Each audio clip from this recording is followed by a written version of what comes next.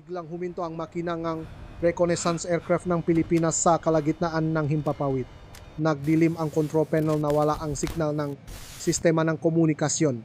Sinubukan ng piloto na muling paandarin ito ngunit dahil sa pagkawala ng lahat ng kuryente ang mabigat na eroplano ay tumagilit nawalan ng kontrol at bumagsak. Mula sa malayo na tukoy nga air warning station ng Pilipinas ang isang di pangkaraniwang signal. Isang lugar ng electromagnetic interference na napakalakas na nagparalisa sa lahat ng radar sa loop ng daan-daang kilometro. Bago pa nila matukoy ang pinagmulan ang eroplano, ay dumulas na palabas ng ligtas na koridor bumabagsak diretso patungo sa kalupaan ng Sina. Sa screen ng Coastal Command Center ng Sina, isang maliwanag na tuldok ang lumitaw sa ipinagbabawal na airspace. Tumunog ang babala, ang opisyal na nakaduty ay nagbigay ng agarang utos na i-activate ang sistema ng depensa sa himpapawid. Mula sa mga launcher, ang mga air defense missile ay tumayo ng patayon na kalok sa target. Paulit-ulit na ipinadala ang babala sa pamamagitan ng internasyonal na radio waves ngunit hindi tumugon ang eroplano. Desperadong sinubukan ng piloto na hilahin ang control stick. Lahat ng kagamitan ay tahimik. Bigla isang guhit ng liwanag ang pumunit sa kalangitan. Ang air defense missile ay nailunsad na isang bolang apoy ang sumabog sa gitnang kalawakan. Sabay na nawala ang signal sa radar ng magkabilang panik. Iniulat ng Sinana winasak nila ang isang target na iligal na pumasok. Natanggap ng Pilipinas ang balita na naputol ang komunikasyon sa piloto, tuluyang nawala ang signal. Walang sinuman ang nagkaroon ng pagkataong magpaliwanag, wala ng sapat na oras para maghintay. Sa baseng hukbong dagat ng Pilipinas sa kanlurang dagat Pilipinas, na-activate ang pinakamataas na antas ng alarma. Dose-dosenang mga fighter jet ang gumulong sa flight deck ng aircraft carrier. Ang mga ilaw ng babala ay naging pula. Ang mga commander ay hindi nagsalita, nagsenyas lamang gamit ang kamay. Isa-isang bumilis ang mga eroplano, lumipat nakbuga nga apoy patungo sa nag-init na kalangitan. Samantala pinakilos ng Sina ang buong puwersa ng Air Force sa rehiyon ng Baybayin. Sunod-sunod na lumipad ang mga fighter jet, stealth aircraft at early warning aircraft. Ang ground radar ay nakalok sa siksik na rehiyon ng Alon sa malayo sa dagat. Nagsimulang magsalubong ang dalawang sistema ng kontrol sa himpapawid. Ang kalangitan ng kalurang dagat Pilipinas ay unti-unting naging isang overlapping zone. Lahat ng signal ay nagbababala ng direktang komprontasyon. Sa dagat ang ma-destroyer ng Pilipinas ay nakbago ng formasyon, handa ng magpaputok ang ma-close range cannon. Sa kabilang direksyon, ang ma-air defense launcher ng Sina ay handa ng i-activate. Isang maling utos lang sasabog ang digmaan sa himpapawid. Isang bagong signal ng radiation ang lumitaw, mas malakas pa ngang maraming beses kaysa dati. Natukoy nga electronic specialist ng Pilipinas na nakmula ito sa lugar malapit sa isla ng Hainan kung saan nakaproblema ang eroplano kanina. Wala nang duda na hinuha sila na sinusubukan ng Sina ang isang electronic weapon na sinasadyaman o hindi ay nakdulot ng trahedya. Sa loob ng command cabin ng aircraft carrier, tiningnan ng opisyal na namamahala sa operasyon ang screen na nagpapakita nga nagliliyap na pulang target. Ang utos ay ibinigay maikli at tiyak. Ang buong esquadron ay lumipat pa sa isang pares nga eroplano ang humagibis, ang kanilang jet engine ay humihiwa sa hangin. Sa kabilang panik, nag-deploy ang Sina ngang formasyon para sumalubong, walang anumang negosasyon. At sa loop lamang ng ilang minuto, ang unang maliwanag na tuldok sa radar screen ay nagbanggaan ginawang patak na larangan ng apoy at bakal ang kalangitan ng kanlurang dagat Pilipinas. Hindi na ito isang insidente, hindi na ito isang hindi pagkakaunawaan. Ito ang pambungat na putok ng isang digmaan sa himpapawid na hindi pa nangyari sa kasaysayan ng rehiyon. At ito rin ang oras para mag-like ka at mag-subscribe sa channel dahil ang susunod na bahagi ay magiging sobrang tensyonado at kapanapanabik na hindi mo maiwasang tumutok at wala ka ng oras para gawin ito. Dahil ang unang pangkat ng Pilipinas ay sumugot sa pinakagawang dagat sa pinakamataas na bilis. Sa ibaba, ang destroyer ay lumiko, binuksan ang guidance systems at handang sumuporta. Sa kalangitan, bawat pares ng fighter jets ay humiwalay sa formasyon na kalok sa target mula sa malayo. Walang babala, walang dialogo, tanging kumikislap na radar at makakasalubong na linya ng puntirya sa pagitan ng patuloy na gumagalaw na matulok ng liwanag. Mula sa kalupaan agad na tumugon ang Sina. Isang grupo ng mga stealth aircraft ang inilunsat mula sa base sa baybayin, dala ang mga air-to-air missile. Ang early warning system sa isla ay binuksan sa full tracking mode. Dalawang makasalungat na puwersang pandigma ang gumalaw, pinaikli ang distansya habang pumapasok sila sa epektibong saklaw ng putok. Halos sabay-sabay na pinakawalan ang serye ng missile. Ang maguhit na apoy ay nagsalabat bumubuo ng isang higanteng nagniningning na lambat sa kalangitan. Nagulat ang radar ng Pilipinas na may tinamang target, isang eroplano ng Sina ang nawala sa screen. Agad pagkatapos, dalawang eroplano ng Pilipinas ang nawalan din ng signal, hindi malinaw kung bumagsak sa dagat o umatras. Ang himpapawid ay hindi na isang lugar para lumipat kundi naging isang nakamamatay na mazi. Ang mapiloto ay lumusot sa makumpol ng usok, na mawalan ng komunikasyon at muling nakakakonekta. Sa isang iglap, isang fighter jet ng Pilipinas ang tinamaan sa pakpak, inactivate ng piloto ang ejection seat, umikot ang katawan ng eroplano at bumulusok sa dagat. Hindi kalayuan, dalawang eroplano ng Sina ang nakbanggaan habang umiwas sa misil na iwan ng maningning na liwanag sa ibabaw ng tubig. Nakpaputok ang air defense ng Sina mula sa kalupaan, ang mga bala ay umabot sa taas na 10 kilometro. Gumanti ang paningang Pilipinas gamit ang cruise missile mula sa destroyer sa laot na tumama sa isang radar station sa baybayin. Isang malaking bahagi ng lupa sa Pampang ang sumabog. Ang lokal na command system ay naparalisa. Sa hangin na siksik sa usok at shockwave, ang bawat esquadron ay umikot para umatake. Ang early warning aircraft ng Pilipinas ay gumabay sa mga dive attack. Sa kabilang panig, na-deploy ang Sina ng malakas na jamming measures na naging dahilan upang ang mga target ng Pilipinas ay paulit-ulit na mawala sa screen. Walang sinuman ang malinaw na nakakakita sa kalaban, ngunit alam ngang lahat na sa sandaling lumitaw sila, agad silang ilalok bilang target. Isang grupo ng mga fighter jet ng Pilipinas ang biglang humiwalay sa formasyon, bumilis at lumusot sa ulap ng interference. Sa maikling 3 segundo, pinakawalan nila ang lahat ng natitirang missile. 4 na guhit ng liwanag ang dumiretso sa konsentradong lugar ng Sina. Sinira ang dalawang eroplano na paalis pa lang sa kalangitan. Ang bawat piraso ng metal ay nagliliyab. Agad na gumanti ang Sina. Ang kanilang mga stealth aircraft ay umikot sa kanang panig, umatake mula sa blind spot ng radar. Dalawang air-to-air missile ang lumipat ng malapit sa ibabaw ng dagat bago umangat at tumama sa support formation ng Pilipinas. Isang early warning aircraft ang tinamaan ng bala at sumabog, ang liwanag ay nag-reflect sa buong kalangitan. Nagpatuloy ang Pilipinas sa pagpapadala ng karagdagang puwersa mula sa aircraft carrier. Isa pang grupo ng fighter jet ang lumipat, bumubuo ng pangalawang alon. Ang bagong formasyon ay nahati sa 3 direksyon. Isa ay direktang umatake, isa ay umikot patimok at isa ay umakyat ng mataas upang makuha ang bentahe sa altitude. Bilis, reflexes at taktika na ngayon ang hangganan sa pagitan ng buhay at kamatayan. Ang bawat piloto ay umaasa na lamang sa kumikislap na radar screen at sa maikling tunog ng target lock sa kanilang matenga. Sa bawat utos ng pecklock, maring ito na ang huli para sa isang tao. Nagliyab ang kalangitan ng kanlurang dagat Pilipinas. Mga haligi ng usok na tumataas. Mga linya ng liwanag na pumupunit sa himpapawid, wala ng atrasan, wala ng signal ng negosasyon. Ang dalawang pwersa ay nasangkot na ngayon sa isang tunay na dogfight, kung saan bawat desisyon ay binabayaran ng buhay at bawat sandali ng pagkaantala ay nanganghalugan ng buhay o kamatayan. Sa dagat, malalakas ang alon, sinasalamin ang apoy na sumasayaw sa itaas. Walang nakakaalam kung gaano katagal ang labanang ito. Alam lang nila na mula sa sandaling iyon, ang kanlurang dagat Pilipinas ay opisyal ng naging kalangitan ng apoy at usok, kung saan ang digmaan ay hindi na maaring iurong. Ang kalangitan ng kanlurang dagat Pilipinas ay naging isang tactical maze. Parehong nagdakdak ng puwersa ang Pilipinas at Sina. Mula sa mga base sa kanlurang Pasipiko, pumasok ang mga refueling aircraft ng Pilipinas, lumilikha ng mga naglutang na refueling point sa himpapawid.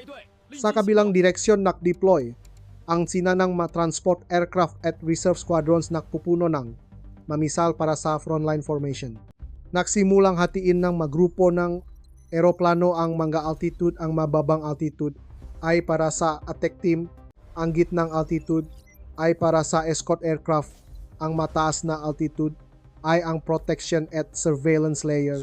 Sa control screen, ang kalangitan ay nahati sa 12-12 ng malayer na gumagalaw ng patong-patong. Bawat minuto ay may pagbabago, walang sinuman ang may kontrol sa buong sitwasyon.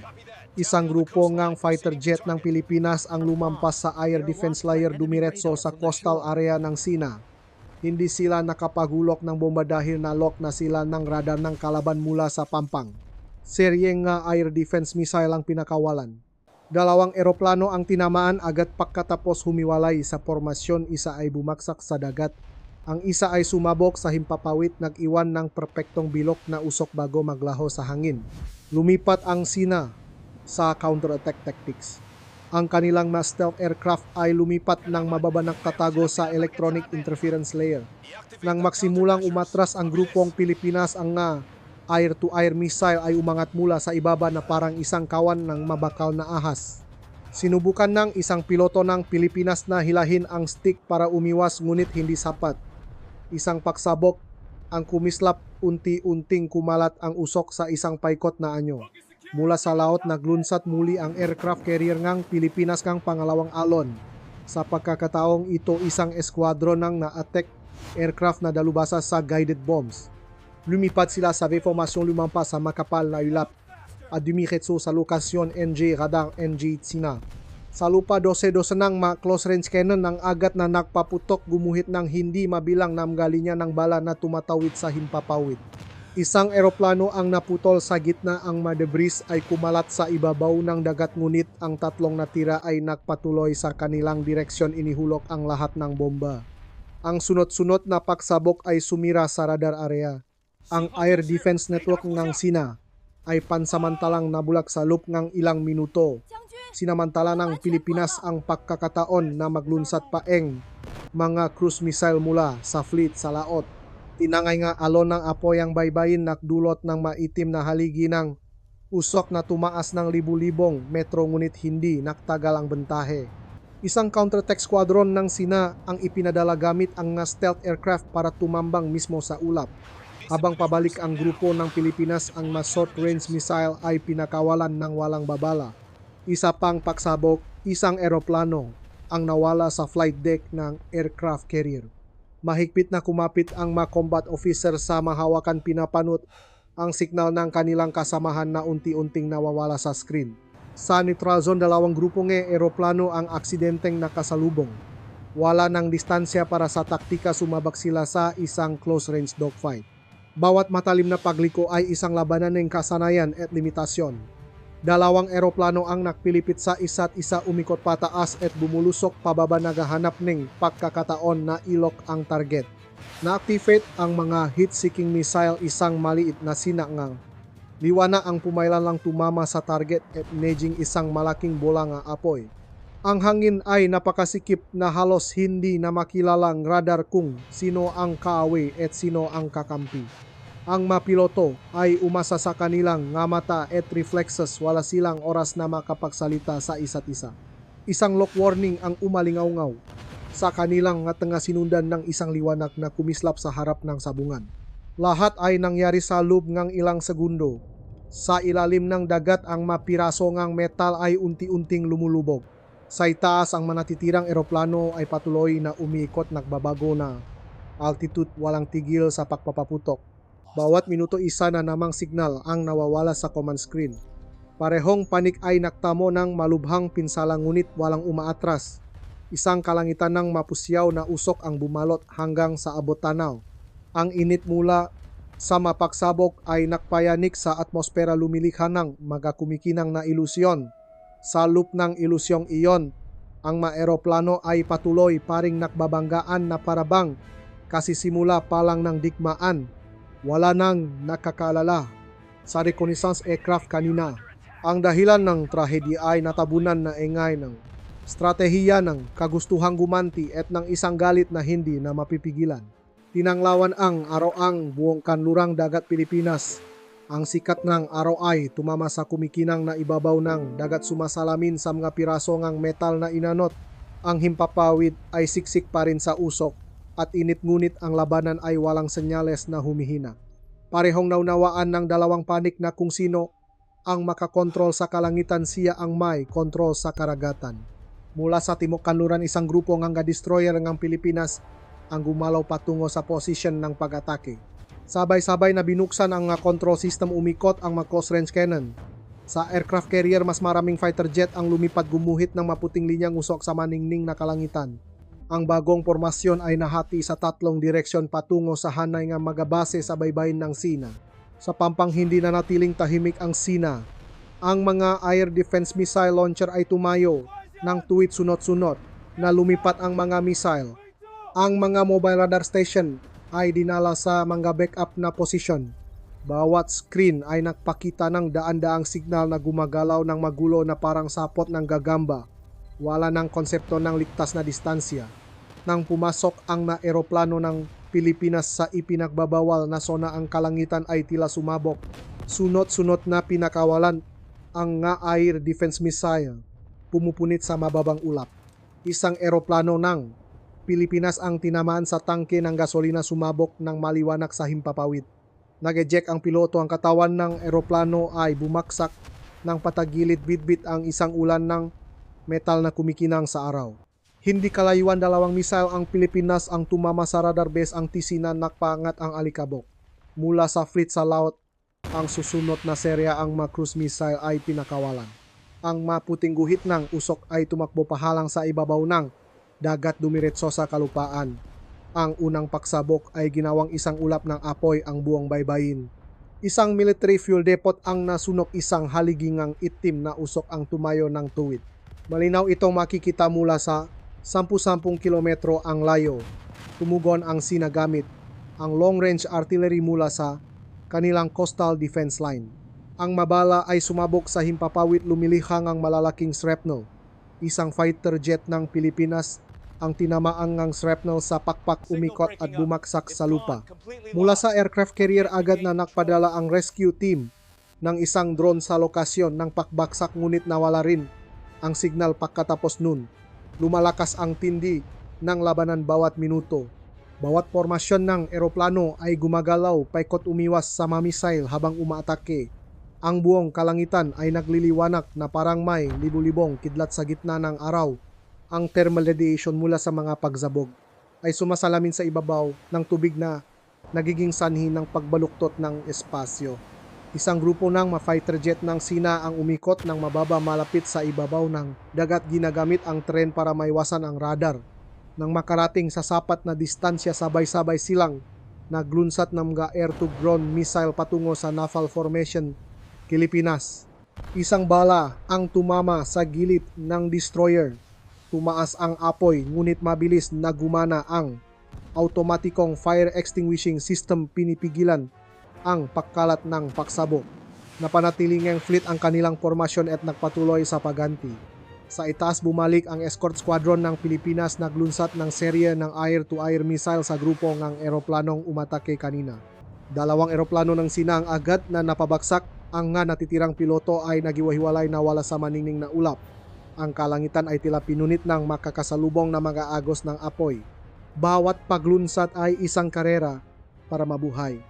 Isang early warning aircraft ng Pilipinas ang lumitaw, nak-deploy ng isang pansamantalang radar zone upang muling ayusin ang formasyon. Ang susunod na utos ng pag-atake ay ibinaba na katuon sa direktang pag-atake sa hanay ng mga military airfield sa baybayin. Agad pagkatapos, bawat pares ng fighter jets ay nagbago ng direksyon, bumaba ang altitude, bumilis ng higit kaysa dati. Ang sikat ng araw ay sumasalamin sa makintab ngunit malamig na metal na katawan. Bawat isa ay may dalang guided bombs.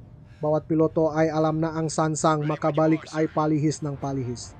Bawat pares ay lumipat ng makakasunod, lumusot sa usok, iniwan sa likuran ang pulang haligi ng apoy na bumabalot sa abot tanaw.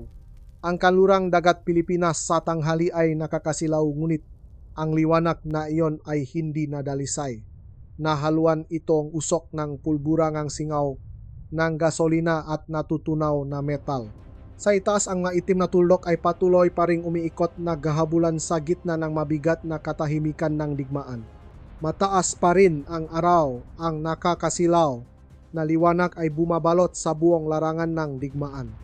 Ang kalangitan ng kanlurang dagat Pilipinas ay wala ng bakanteng espasyo. Ang mga eroplano ngang makabilang panig ay nagsasalubong, ang mababang layer ay naglalaban malapit sa ibabaw ngang dagat, ang mataas na layer ay mahigpit na sumusunod sa mga tactical flight path. Sa gitna ang airspace ay natatakpan ng usok at mga debris, ngunit ang labanan ay hindi bumagaw. Matapos ang maraming oras ng walang tigil na pag-atake, lumipat ang puwersa ng Pilipinas sa isang high-altitude counteroffensive. Ang mga fighter jet ay inutusan na umakyat sa itaas ng maulap, palawakin ang kanilang pananaw. Sa ibaba ang mga stealth aircraft ng Sina ay sumusunod pa rin, gumagalaw ng mababa upang maiwasang matukoy ng radar. Dalawang makahiwalay na antas ng labanan, ngunit parehong nakatuon sa isang layunin: kontrolin ang airspace sa silangan ng isla ng Hainan. Mula sa flight deck ng aircraft carrier, mga bagong cruise missile ang inilunsat, lumilipat sa isang kurbadong trajectory bago bumulusok sa mga natitirang posisyon ng radar ng Sina. Sa lupa, agad na tumugon ang mga air defense system, nakpaputok ng mga interceptor missile. Kumislap ang mga pagsabok sa asol na kalangitan. Ilang missile ang nasira, ngunit ilan pa rin ang nakalusot, tumama sa Auxiliary Coordination Center. Sa mataas na ulap, sinimulan ng attack squadron ng Pilipinas na i-deploy ang Pincher Tactics. Isang grupo ang nanatili sa mataas na altitude, ang isa pang grupo ay bumaba upang ipitin ang kalaban sa dead zone ng radar. Nang matukoy ang Sina at gumanti ang eroplano sa itaas, ay agad na naghulok ng mga thermal decoy at naglunsat ng mga air-to-air missile mula sa itaas. Isang stealth aircraft ng Sina ang tinamaan sa buntot, umusok, nawalan ng kontrol at bumaksak. Hindi nakaksaya ng oras ang Sina dahil agad na lumipat ang reserve team, pinalawak ang combat circle. Isang grupo ang humiwalay at direktang umatake sa refueling formation ng Pilipinas. Ang labanan sa malayuan ay naging isang laban para sa buhay. Isang refueling aircraft ang tinamaan ng bala at nasunog sa gitna ng ulap, bumaksak bilang isang nagniningas na guhit sa sikat ng araw. Nawala ang linyang refueling. Ang mga fighter jet ng Pilipinas ay napilitang bumaba ng altitude, umatras pabalik sa aircraft carrier. Sinamantala ng Sina ang pagkakataon na maglunsat ng sunod-sunod na long-range missiles. Bawat missile na lumipat ay isang mahabang guhit ng liwanag na tumatawid sa kalangitan. 3 eroplano ng Pilipinas ang tinamaan, 2 ang agad na sumabog, 1 ang nawalan ng kontrol at bumulusok sa dagat. Gumanti ang paningang Pilipinas gamit ang electronic warfare weapons. Isang jamming signal ang ipinakalat, ginulo ang buong target designation system ng Sina. Sa loob ng ilang minuto, pansamantalang nabulag ang kanilang radar. Bumalik ang esquadron ng Pilipinas, umatake mula sa kabilang direksyon, sinasamantala ang pagkakataong iyon. Ang mga precision guided bomb ay inihulog mula sa katamtamang altitude, tumama sa mga imbakan ng bala at gasolina sa baybayin. Isang seryeng paksabok ang gumapang sa buhanginan, itim na usok ang umikot sa gitna ng tirik na araw. Sa malayo, inilabas ni Sina ang kanilang huling stealth squadron upang mapanatili ang sitwasyon. Ang na eroplanong ito ay lumipat sa loob ng haligi ng usok, ginagamit ang refleksyon ng araw upang magtago. Nang umikot pabalik ang formasyon ng Pilipinas, bigla silang lumabas mula sa usok, naglunsat ng mga missile sa malapitang distansya. Isang eroplano ngang Pilipinas ang tinamaan ng bala at sumabog sa gitna ng himpapawid. Ang piraso ay tumalsik na parang ulan ng metal na kumikinang sa ilalim ng araw. Agad na nakpaputok ang fleet ng Pilipinas sa dagat para sumuporta, sabay-sabay na pinakawalan ang mga close-range cannon at surface-to-air missiles.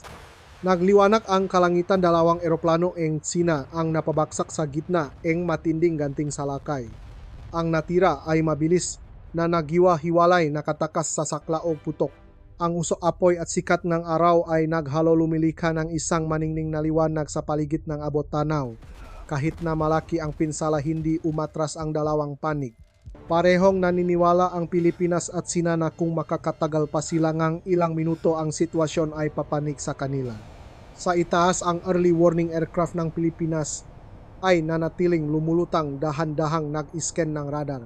Sa ibaba 12-12 ng mga esquadron ang umiikot, pabalik naghahanda para sa susunod na bugsong labanan. Alam ngang bawat isa na ang yuktong ito ay hindi napaganti kundi isang laban para mabuhay sa nagliliyap na kalangitan sa gitna ng araw.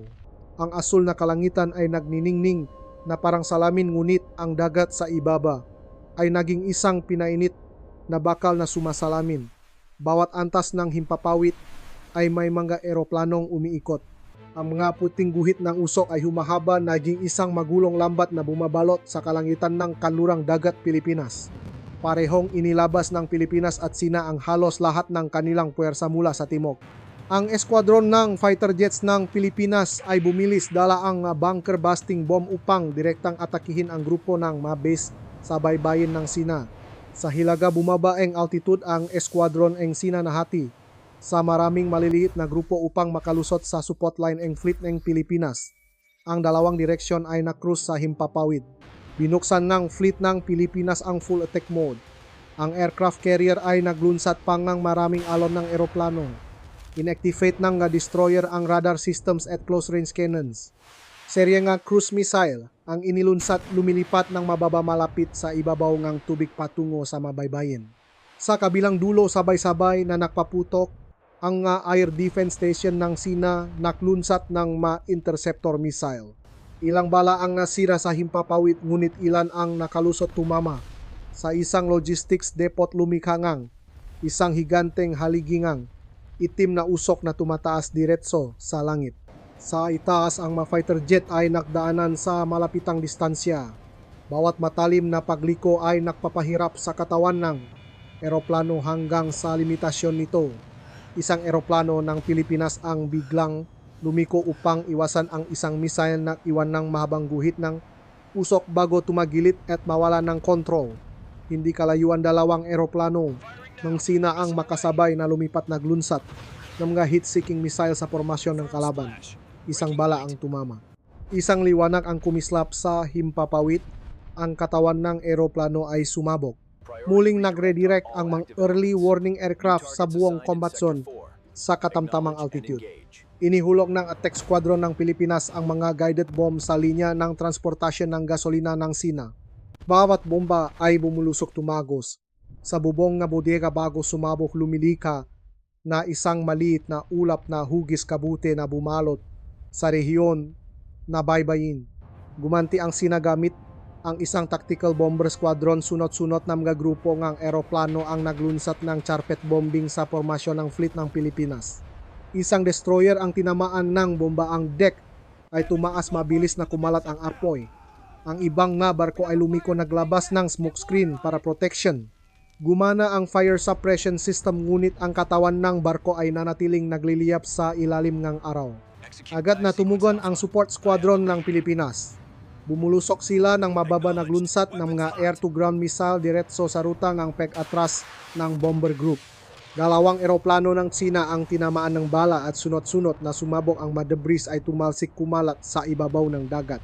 Ang natira ay mabilis na nagiwa-hiwalay, umatras mula sa combat zone. Naging siksik ang hangin dahil sa usok at init. Tumagos ang araw sa alikabok, ang liwanag ay naging malabo na parang sa isang salamin. Sa loob ng liwanag na iyon, ang bawat itim na tuldok ay patuloy na gumagalaw, naghahabulan sa walang tigil na pag-ikot. Bawat paglipat ay isang desisyon ngang buhay o kamatayan. Isang stealth aircraft ng Sina ang biglang bumilis, lumusot sa usok, naklok sa isang eroplano ngang Pilipinas na lumilipat ng mababa. Ang dalawang panik ay pumasok sa isang head-on collision course. Sa isang iglap, dalawang misal ang sabay na pinakawalan. Parehong target ang nawala sa isang pagsabog, na iwan lamang ng isang maputing bilog ng liwanag sa kalangitan. Sa ibaba, nakpatuloy ang fleet ng Pilipinas sa paglunsat ng support missiles. Lumilikhang ang isang pader ng apoy sa paligid ng combat zone. Bawat missile na pinakawalan ay nag-iwan ng mahabang guhit ng usok humahaba sa ibabaw ng dagat na parang isang linya na naghihiwalay sa buhay at kamatayan. Patuloy pa ring umugong ang air defense ng Sina. Bawat serye ng bala ay bumabalot sa pampang ang liwanag mula sa mga kanyon. ay humahalo sa sikat ng araw na nagpapasilaw sa buong kalangitan. Parehong panik ay naktamongang malubhang pinsala sunot-sunot na naitalaang mga pilotong bumaksak sa dagat. Ang manasirang eroplano ay paika-ikang lumilipat pabalik sa base, nag-iwan ng mga patak-patak na guhit ng usok sa kalangitan ngunit walang humihinto. Ang digmaan ay pumasok na sa yugto ng walang kalkulasyon, tanging ang determinasyon na mapanatili ang huling piraso ng kalangitan. Ang kalangitan na kanlurang dagat Pilipinas ay nagliliwanag, ngunit ang liwanag na iyon ay hinati na ngayon ng daan-daang puting guhit ng usok. Ang digmaan ay lumampas na sa limitasyon, bawat layer ng ulap ay pinupunit ng gadget blast, bawat espasyo ay nabahira ng usok, wala ng ligtas na lugar sa himpapawid. Inutusan ang stealth squadron ang Sina na magsagawa ang isang all-out counter-attack. Hinati nila ang kanilang formasyon sa tatlong direksyon, sumugot sa lugar na kontrolado ang Pilipinas. Sa itaas, ang early warning aircraft ng Pilipinas ay patuloy na umikot, nag-scan ng radar para maghanap ng mga target. Nang lumitaw ang signal, 12-12 ng mga air-to-air missile ang pinakawalan. Isang bagong dogfight ang nabuo sa gitna ng nakakasilaw na sikat ng araw. Dalawang eroplano ngang Sina ang tinamaan ng bala at sumabog. Ngunit sa kabilang panik, tatlong eroplano ngang Pilipinas ang napabagsak halos kasabay nito. Bawat pagsabog ay lumika ng isang bilog na liwanag sumasalamin sa ibabaw ng dagat bago maglaho sa mainit na hangin. Sa ilalim ng tubig, ang maliliit na apoy ay nasusunog pa rin sa gitna ng alon. Hindi na mapanatili ang formasyon, ang piloto ay lumilipat ng magkahiwalay, umaatake sa isang magulong sitwasyon. Sa mababang altitude, isang grupo ng Sina ang bumaba, sumunod sa baybayin, naglunsat ng mga short-range missile sa destroyer ng Pilipinas.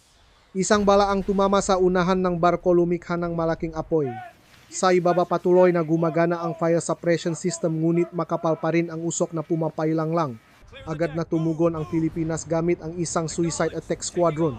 Ang mga eroplano ay may dalang guided bombs, bumaba ngang altitude, dumaplis malapit sa ibabaw ngang dagat bago umangat at dumiretso sa coastal defense line. Ang haligingang usok, haligingang tubig at kislap ngang pagsabok ay naging isang coastal radar base ng Sina ang gumuho. Ang buong nakapalibot na lugar ay naging isang dagat ng makapal na usok. Sa itaas, nagpatuloy ang maeroplano sa paghahabulan. Isang piloto ng Pilipinas ang nakahanap ng magandang anggulo. Sa pakbaril, naglunsat ng dalawang heat-seeking missile sa isang grupo ng Sina na lumilipat laban sa liwanag. Isang eroplano ang tinamaan sa buntot, umusok, umikot at nawalan ng kontrol. Ang isa pa ay nakaiwas, gumanti sa pamamagitan ng isang dive attack mula sa itaas. Pareho silang nawala sa isang pagsabog sa gitna ng ulap. Ang fleet ngang Pilipinas sa laut ay nakbago ngang direksyon, kumalat ng malapat upang maiwasan ang konsentradong putok. Naglunsat pa ang aircraft carrier ngang drone upang magsilbing pain. Ilan sa mga ito ay agad na napabagsak, ngunit ang natira ay lumipat ng malalim sa teritoryo ng Kaawe, nagpapadala ng data tungkol sa lokasyon ng radar ng Sina. Agad pagkatapos, serye ngang mabagong cruise missile ang pinakawalan humihiwa sa asul na kalangitan. Matinding tumugon ang Sina mula sa kalupaan. Maraming mga mobile launcher ang na-deploy, ang mga air defense missile ay pumuno sa kalangitan. Isang early warning aircraft ng Pilipinas ang tinamaan ng bala at naging. Isang higanteng bola ng apoy, ang debris ay kumalat, lumilikha ng ulan ng metal sa gitna ng tirik na araw. Ang Air Force ng Pilipinas ay pansamantalang nawalan ng sentral na command, ang formasyon ay naging magulo. Parehong panik ay naktamo ng mabibigat na pinsala. Bawat minutong lumilipas, may isa pang eroplano ang bumabaksak sa dagat. Ang maalon ay umikot sa paligid ng magabakal na unti-unting lumulubog. Gayunpaman, hindi humina ang tindi ng labanan. Patuloy na nagsasalpukan ang ma-esquadron, ibinubuhos ang lahat ng natitira sa kanila. Sa maningning na kalangitan, sunot-sunot na sumabog ang mga apoy. Ang sikat ng araw ay sumasalamin sa mga debris na nagiging sanhi upang ang espasyo ay tila natatakpan ng isang nakakasilaw na pilak na layer. Mula sa malayo, ang kanlurang dagat Pilipinas ay hindi na dagat kundi isang higanteng salamin na nabibita, kung saan ang kalangitan at ang ibabaw ngang tubig ay naghalo sa isang kulay nga apoy. Hindi na makilala kung alin ang umaatake at alin ang dumidepensa.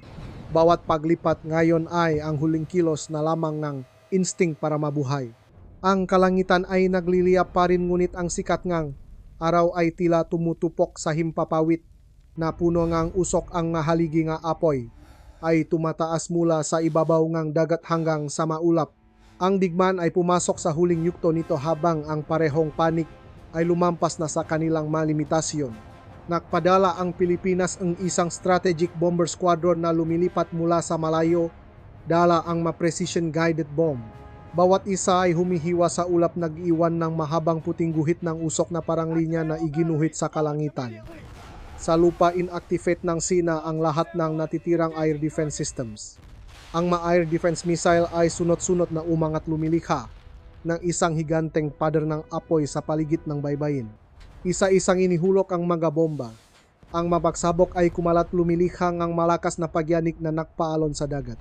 Isang logistics depot ng Sina ang nasunog. Isang makapal na itim na usok ang bumalot sa buong kalangitan sa kanluran. Kumalat ang eskwadron ng Pilipinas, umakyat ng altitude upang makatakas ngunit mahigpit pa ring nakakapit ang radar ng Sina.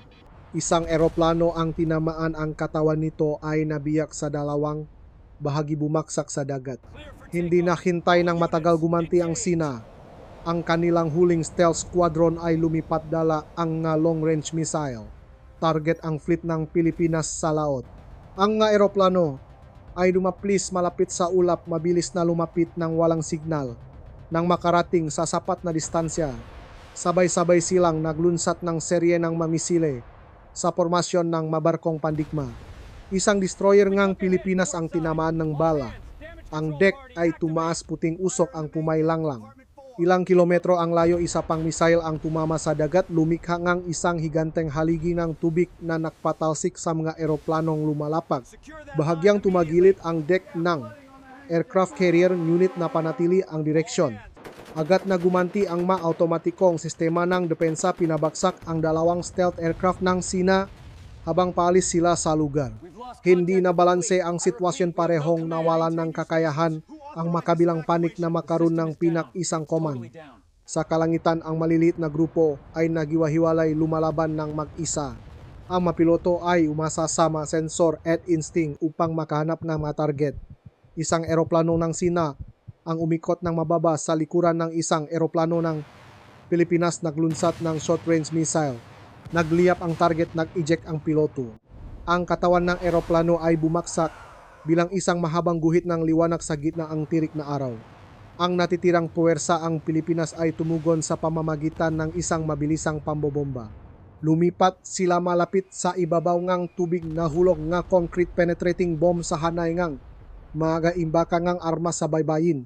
Ang pagsabok ay lumikha ang isang higanteng ulap ngang usok na tumaas, bumalot sa kalupaan na parang isang kulay abong kurtina. Sa ilalim ngang araw, ang mga kislap ng apoy ay sumasalamin na parang libu-libong piraso ngang salamin na nababasag. Sa lupnang magulong kalangitan na iyon, bawat eroplano ay patuloy na lumalaban hanggang sa huling segundo. Isang piloto ng Sina ang nalok bilang target, sinubukang umangat ngunit hindi nakatugon ng mabilis ang eroplano. Ang pagbangga ay lumika ang isang puting liwanag sa gitna ang ulap. Ang piloto, ang Pilipinas, sa kabilang panik ay hindi rin nakatakas. Dalawang guhit ng usok ang nakrus bago unti-unting maglahos sa liwanag. Nagulat ang command center ng makabilang panik na nawalan sila ang halos 1,3 ng kanilang puwersa. Gayunpaman, walang utos na umatras. Ang bawat unit ay patuloy na lumalaban hanggang sa maubusan gasolina o bala. Ang kanlurang dagat Pilipinas sa gitna ngang maningning na tanghali ay naging isang airspace na walang nakmamay-ari, kung saan ang eroplano ngang parehong panik ay naanot na parang saranggolang naputol ang tali. Ang mahuling sina ng araw ay sumasalamin sa umalong tubig, nag-iwan ng anino ng magasirang katawan ng eroplano na inanod.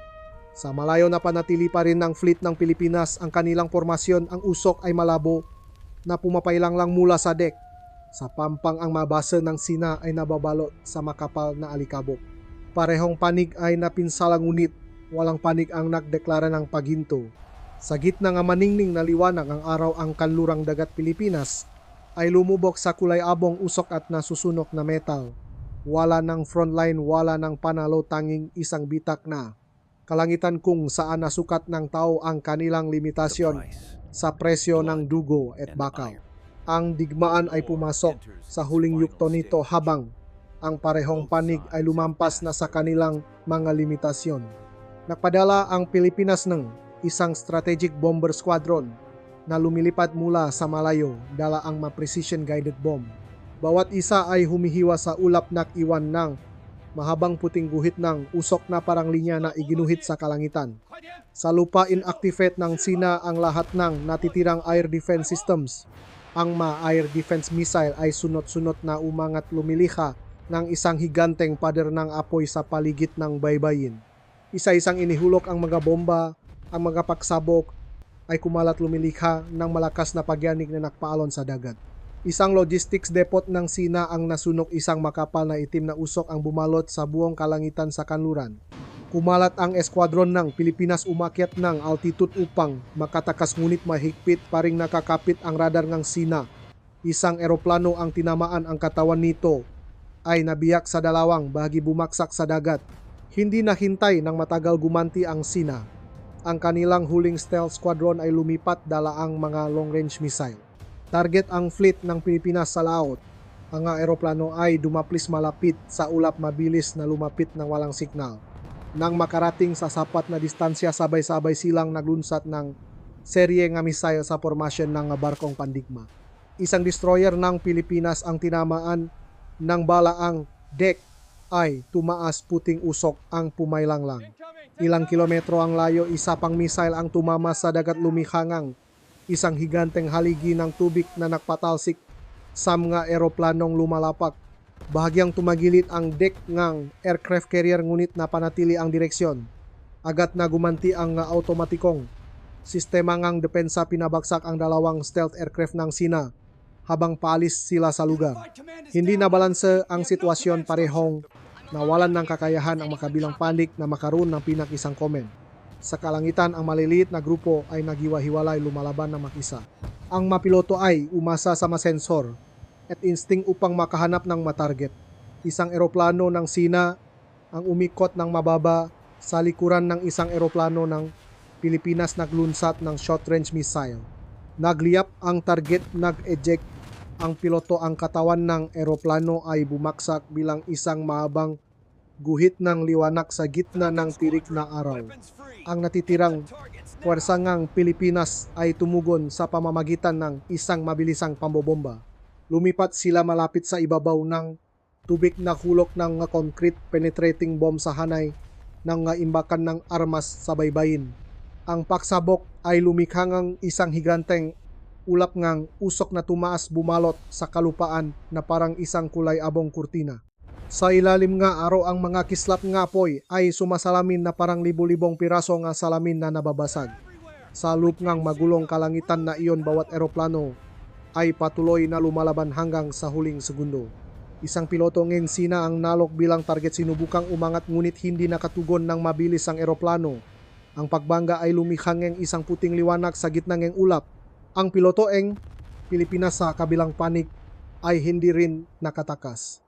Dalawang guhit ng usok ang na-cruise bago unti-unting maglaho sa liwanag.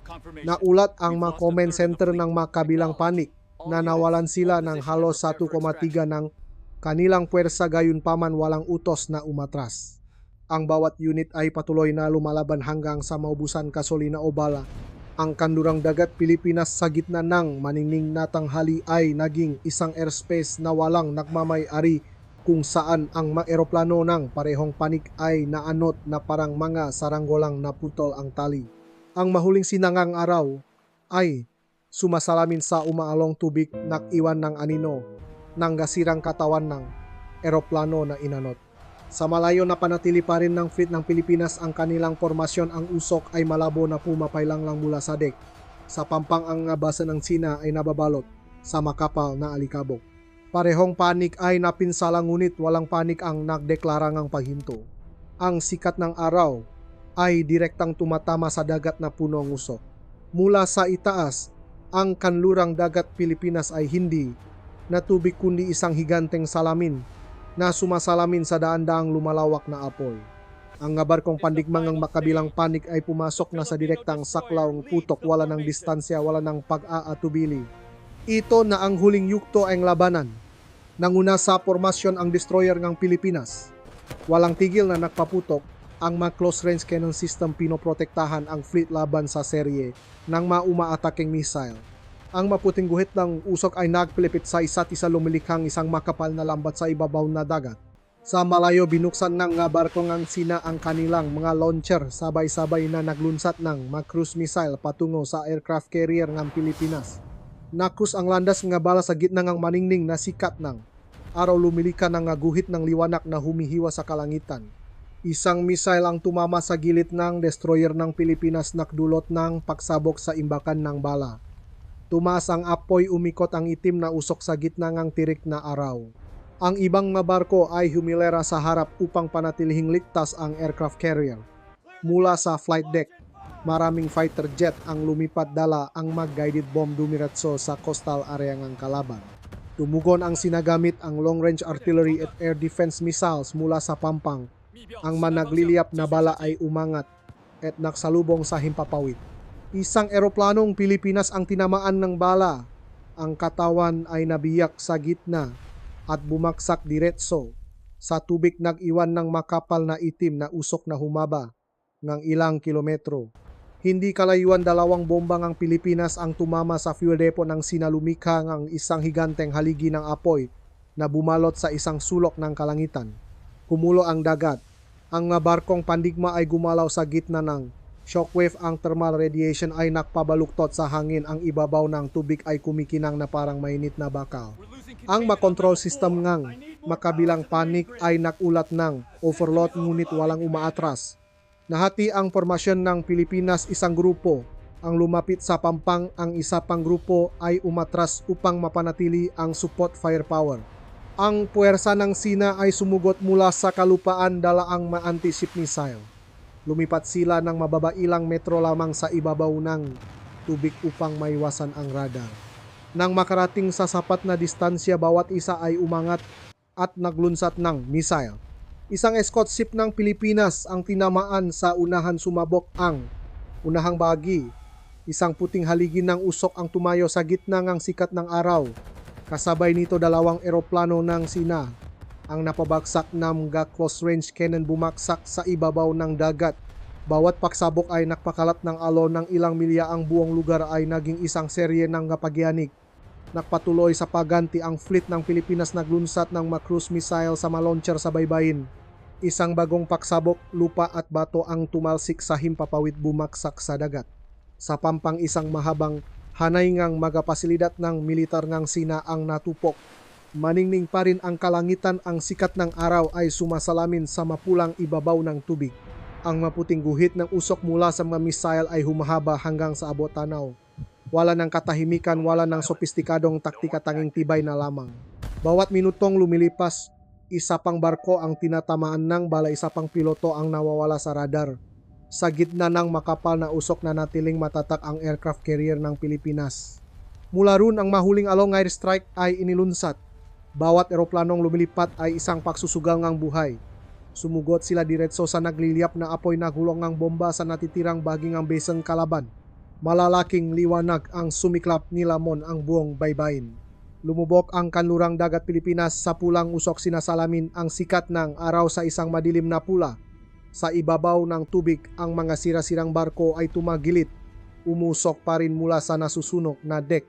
Sa malayo, ang alon ay umiikot sa paligid ng mga katawan ng eroplano na inanod.